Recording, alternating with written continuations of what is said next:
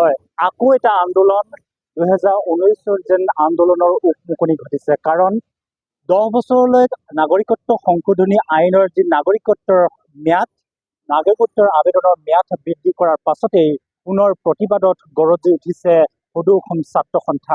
আজি সদৌ অসম ছাত্ৰ সন্থাই ৰাজ্যজুৰি 11গৰাকীয়া প্ৰতিবাদী কাৰ্যসূচী ৰূপায়ণ কৰিছে আৰু এই মুহূৰ্তত ডিব্ৰুগড় জিলা ছাত্ৰ সন্থায়ো এই প্ৰতিবাদী অৱস্থান ধৰ্মঘট কাৰ্যসূচী ৰূপায়ণ কৰিছে। আজি পুৱা 6 বজাৰ পৰা এই প্ৰতিবাদী কাৰ্যসূচী ৰূপায়ণ কৰিছে আৰু এই মুহূৰ্তত মই ডিব্ৰুগড় জিলা আয়ুক্ত কাৰ্যালয়ৰ সন্মুখৰ সেই দৃশ্যাংশ দেখুৱাই ল'ব বিচাৰিছো।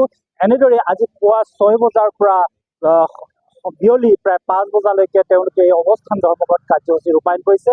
যিহেতু অসম চুক্তিক সম্পূৰ্ণৰূপে অৱমাননা কৰি কেন্দ্ৰীয় চৰকাৰে কালি এখন নিৰ্দেশনা তেওঁলোকে জাৰি কৰিছে যে নাগৰিকত্ব সংশোধনী আইন সংশোধন ঘটাই 10 বছৰলৈ যি অমুছলমান যিসকল লোক আছে তেওঁলোকক নাগৰিকত্বৰ যি আবেদন, সেই আবেদনৰ ম্যাদ বৃদ্ধি কৰা হৈছে আৰু তাৰ বিৰুদ্ধে আজি এই প্ৰতিবাদী কাৰ্যসূচী ৰূপায়ণ কৰিছে। আৰু সদৌ অসম ছাত্ৰ সন্থাই আজি সমগ্ৰ ৰাজ্যজুৰি এই প্ৰতিবাদী কাৰ্যসূচী তেওঁলোকে ঘোষণা কৰিছে। আজিৰ পৰা যিহেতু তেওঁলোকে এই প্ৰতিবাদী কাৰ্যসূচীৰ কেতবোৰ তেওঁলোকে এই কথা উল্লেখ কৰিছে, বিশেষকৈ বিপ্লৱ কুমাৰ শৰ্মা যি ন্যায়াধীশ, অৱসৰপ্ৰাপ্ত ন্যায়াধীশ বিপ্লৱ কুমাৰ শৰ্মাৰ যি প্ৰতিবেদন, সেই প্ৰতিবেদনৰ তেওঁলোকৰ পৰামৰ্শ ৰূপায়ণ কৰাকে ধৰি অসম চুক্তিৰ আখৰে আখৰে পালন কৰা তেওঁলোকে দাবীত এই প্ৰতিবাদী কাৰ্যসূচী ৰূপায়ণ কৰা পৰিলক্ষিত হৈছে। আৰু যিহেতু কা আন্দোলনৰ সময়ত 5জনকৈ যি সুঠাম যুৱকক হত্যা কৰা হৈছিল আৰু প্ৰতিজন অসমীয়াই এই কাৰ বিৰুদ্ধে গৰজি দিছিল, কাৰ নামানো বুলি তেওঁলোকে ৰাজপথত উত্তাল কৰি তুলিছিল। 2019 চনৰ এই কাহিনী আছিল আৰু তাৰ পাছতে কেন্দ্ৰীয় চৰকাৰে এই অসম আৰু অসমীয়া জাতিৰ যি আন্দোলন, অসম আৰু অসমীয়া মানুহৰ যি প্ৰতিবাদ, সেই প্ৰতিবাদকো তেওঁলোকে আওকাণ কৰি পুনৰ আন এখন তেওঁলোকে নিৰ্দেশনা জাৰি কৰি আচলতে এক প্ৰকাৰ অসমীয়া জাতিটোক যে বিদেশ বুজা জাপি দিবৰ কাৰণে তেওঁলোকে এক প্ৰকাৰ কুচক্ৰান্ত কৰিছে। আজি আপোনালোকে প্ৰতিবাদ কৰিছে, কালি পুনৰ এখন জাননী তেওঁলোকে জাৰি কৰিছে যে 10 বছৰলৈ যি নাগৰিকত্বৰ আবেদনৰ ম্যাদ বৃদ্ধি কৰা হৈছে। হয়, এটাই কথাই ক'ব লাগিব যে দিল্লীয়ে অসমৰ ৰাইজক আৰু অসমীয়াক যে গিনিপিগ হিচাপে সজাই আছিলে, আজি স্বাধীনতা কালৰ পৰাই সেই কথাটো পুনৰ প্ৰমাণ হ'ল। কংগ্ৰেছ চৰকাৰে আমাক এসময়ৰ পৰা তেওঁলোকে আমাক আচলতে গিনিপিগ হিচাপে সজালে। মুছলমান অবৈধ বাংলাদেশীসকলক তেওঁলোকে জাপি দিলে, গোটৰ অংগ কৰিলে, নিজৰ অকল গাদী ৰক্ষা কৰিলে। এতিয়া বৰ্তমান হিমন্ত বিশ্ব শৰ্মা বা নৰেন্দ্ৰ মোদী ডাঙৰীয়া সৌখিতৰা কৈ পঠাইছে, এটা কথা কৈছে দিল্লীৰ পৰা যে অসমত অবৈধ প্ৰব্ৰজনকাৰীয়ে আমাৰ অসমীয়া মানুহৰ আমাৰ যি কৃষ্টি সংস্কৃতি সেয়া ধ্বংস কৰিছে, আমাৰ জনগাঁথনি সলনি কৰি দিছে। তাৰ ফলস্বৰূপে আচলতে তেওঁলোকে এই গেজেটখন প্ৰস্তুত কৰি উলিয়ালে নিজে। 24 চনৰ পিছত যিসকল হিন্দু শৰণাৰ্থী আহিব তেওঁলোকে আমাক ৰক্ষা কৰিব। অসমীয়া ৰাইজক এতিয়া ৰক্ষা কৰিবৰ কাৰণে তাৰমানে আৰু এটা বেমাৰ দিব। কেঞ্চাৰ ৰোগত আক্ৰান্ত এজন ৰোগীক অন্য এটা বেমাৰ দি পেলাই যদি তেওঁক যদি নিৰোগী কৰিম বুলি ভাবিছে, তেন্তে এটা কথাত নিশ্চিত যে সেই ৰোগীগৰাকী মৃত্যু নিশ্চিত। ঠিক তেনেধৰণে এই অসমীয়া জাতিটো নিষেধ কৰিবলৈ এই হিন্দী বলয়টোৱে যি চেষ্টা চলাইছে, তেওঁলোকে এখোপ আগবাঢ়ি পেলাই গৈছে। এই ক্ষেত্ৰত এখোপ আগবাঢ়িছে। এই ক্ষেত্ৰত আমাৰ জাতীয় নায়কজন নিমাত, এই ক্ষেত্ৰত মুখ্যমন্ত্ৰীগৰাকী নিমাত। কাৰণ এই অসমৰ সমগ্ৰ পৰিৱেশত এটাই সৃষ্টি হৈ আছে, ছাত্ৰ সন্থা বা বিভিন্ন দল সংগঠনে প্ৰতিবাদত সাব্যস্ত কৰিব লগা হৈছে। আৰু মন্ত্ৰী আমোলাসকলে আচলতে যিসকল বাহিৰাগত যিসকল ঠিকাদাৰ আছে তেওঁলোকক মাতি আনিছে, বৰ পীড়া পাই দিছে, কাম কাজবিলাক দি গৈছে।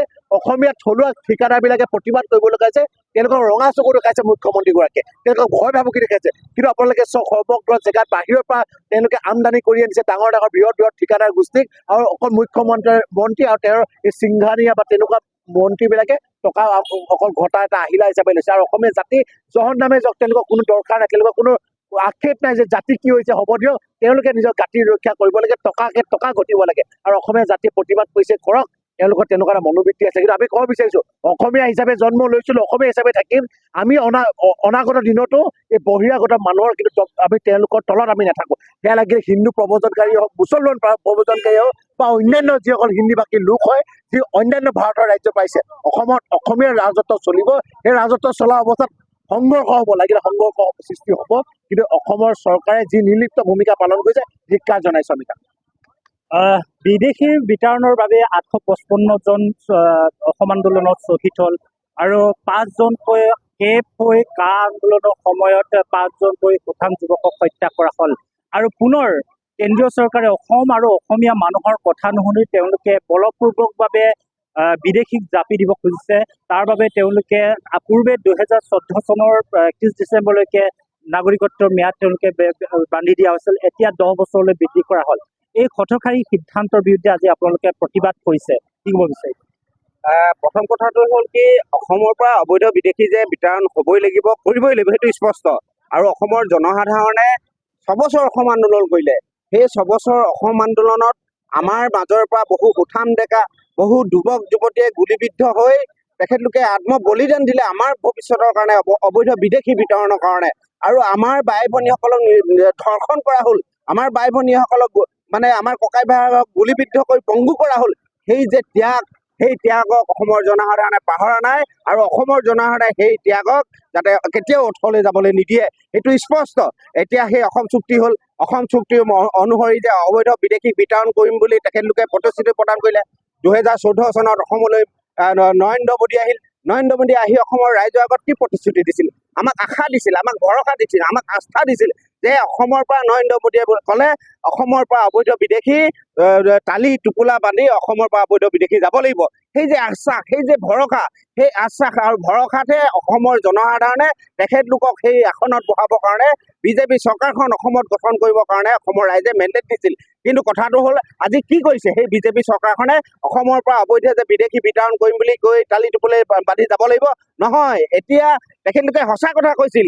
কথাটো কি কৈছিল যে অসমত অবৈধ হিন্দু বাংলাদেশ সংস্থাপন দিবি, বাহিৰৰ পৰা টালি টোপোলা বান্ধি অসমলৈ অনাৰ কথা বতৰাবিলাক তেখেতলোকে তেতিয়াই পৰিকল্পনা কৰি অসমত তেখেতলোকে জাপি দিছিল।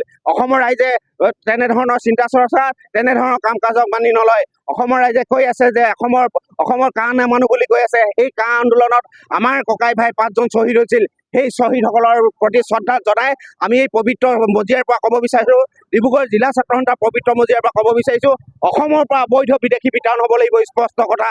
অসমৰ পৰা যদি অসমৰ অবৈধ বিদেশী বিতৰণ নকৰে, আহিবলগীয়া দিনত গণতান্ত্ৰিকভাৱে ডিব্ৰুগড় জিলা ছাত্ৰ সন্থাই সমগ্ৰ ডিব্ৰুগড়বাসী ৰাইজক একত্ৰিত কৰি ধাৰাবাহিকভাৱে আমাৰ আন্দোলনৰ কাৰ্যসূচী আমি হাতত ল'ম। আপোনালোকে চাব, কেতিয়াবা আমাক অবৈধ হিন্দু বাংলাদেশে আমাক অসমীয়া মানুহবোৰক, অসমীয়া খিলঞ্জীয়া মানুহক দাদাগিৰি কৰে, দপদপনি কৰে। আমাৰ অসমীয়া খিলঞ্জীয়া মানুহক, আমাৰ মানুহখিনিক তেখেতে আঙুলি টোৱাই আমাক দম দিবলৈ সাহস কৰে। অবৈধ হিন্দু বাংলাদেশীয়ে তেনেধৰণে কৰে অকল নহয়, অবৈধ মুছলিম বাংলাদেশীও আমাৰ অসমীয়া মানুহখিনিৰ ওপৰত তেখেতলোকে আঙুলি টোৱাই কথা ক'বলৈ সাহস পাইছে। এইবোৰ ক'ত পাইছে? এইবোৰ চব অসমত যিসমূহ আমাৰ ককাই ভাই গৈ ৰাজনীতিৰ শাসন মানে ভাৰ লৈ আছে, তেখেতলোকে মানে সাহসকণ তেখেতলোকক দিছে। সেয়েহে আমি ক'ব বিচাৰোঁ, আমাৰ এইখন অসমত, এইখন ডিব্ৰুগড়ত অসমীয়া মানুহৰ, খিলঞ্জীয়া মানুহৰ প্ৰভুত্ব থাকিব। এইখন অসম আমাৰ হয়, এইখন অসমত সদায় আমাৰ হৈ থাকিব। এইখন অসমত কোনো অবৈধ বিদেশী দপদপনি নচলিব। এইখন অসমত অকল অসমীয়া মানুহৰ, খিলঞ্জীয়া মানুহৰ প্ৰভুত্ব আৰু দপদপনি চলিব। নিশ্চিতভাৱে গৰজি উঠিছে আছু আৰু গৰজি উঠিছে দল সংগঠন আৰু গৰজি উঠিছে অসমীয়া জাতি।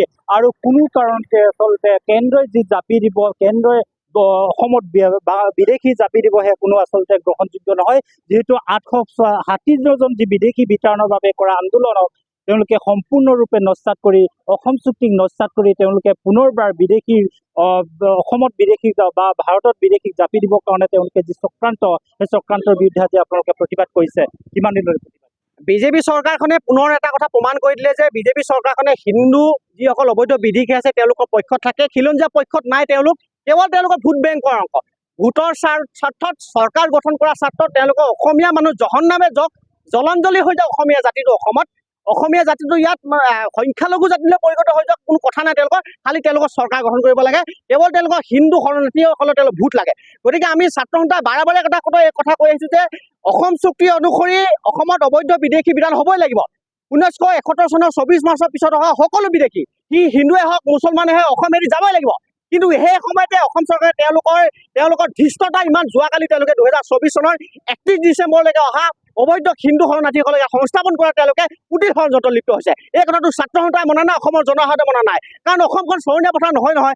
আজি তাৰিখত 24 চন বুলি ক'লে তেওঁলোকে, কিন্তু অনাগত সময়ত তেওঁলোকে 36 চন ক'ব, 50 চন ক'ব। বছৰ বাঢ়ি গৈ থাকিব। সেনেকে অবৈধ বিদেশী অসমৰ বিভিন্ন প্ৰান্তৰ পৰা আহি অসমখন নিষেধ কৰিব, সকলো ফালৰ পৰা অসমীয়া জাতিটোক কুঙা কৰিব বা অসমীয়া জাতিটোক সংখ্যালঘু পৰিণত কৰিব। এই কথাটো অসমৰ জনসাধাৰণ, অসমৰ ৰাইজে কেতিয়াও মানি নলয়। গতিকে আমি ছাত্ৰ সন্থাই যি কথা কৈ আছোঁ যে বিপ্লৱ শৰ্মাই যিটো প্ৰতিবেদন আগবঢ়াইছিল, ন্যায়াধীশ বিপ্লৱ শৰ্মাৰ যিটো প্ৰতিবাদ 6 নং দফাৰ বাবে তেওঁ যিটো পৰামৰ্শ আগবঢ়াইছিল আখৰে আখৰে পালন কৰক অসম চুক্তিৰ প্ৰতিটো দফা আখৰে আখৰে পালন কৰক অবৈধ বিদেশী বিতান কৰিবৰ কাৰণে আজি এই প্ৰতিবাদস্থলীৰ পৰা আমি দাবী উত্থাপন কৰিছোঁ। নিশ্চিতভাৱে অসমীয়াই বিদেশীৰ বোজা গ্ৰহণ নকৰে, অসমীয়াই কেন্দ্ৰই দিয়া যি নিৰ্দেশনা সেই নিৰ্দেশনা তেওঁলোকে পালন নকৰে, যিহেতু অসমীয়া জাতিয়ে আন্দোলন কৰি আহিছে আৰু বিদেশীৰ কাৰণে যিহেতু 860জনকৈ যি যুৱক সেই শ্বহীদক তেওঁ হেৰুৱাবলগীয়া হৈছে আৰু তাৰ ফলশ্ৰুতিত অসম চুক্তি হৈছিলে আৰু সেই অসম চুক্তি আখৰে আখৰে পালন কৰিব লাগিব যাতে অসমে কোনো কাৰণতে বিদেশীৰ বোজা গ্ৰহণ নকৰে, যাৰ কাৰণ অসম আচলতে চৰণীয়া কথা নহয়, সেয়া কথা স্পষ্টকৈ আছুৰ নেতৃত্বই ইতিমধ্যে জনাই দিছে।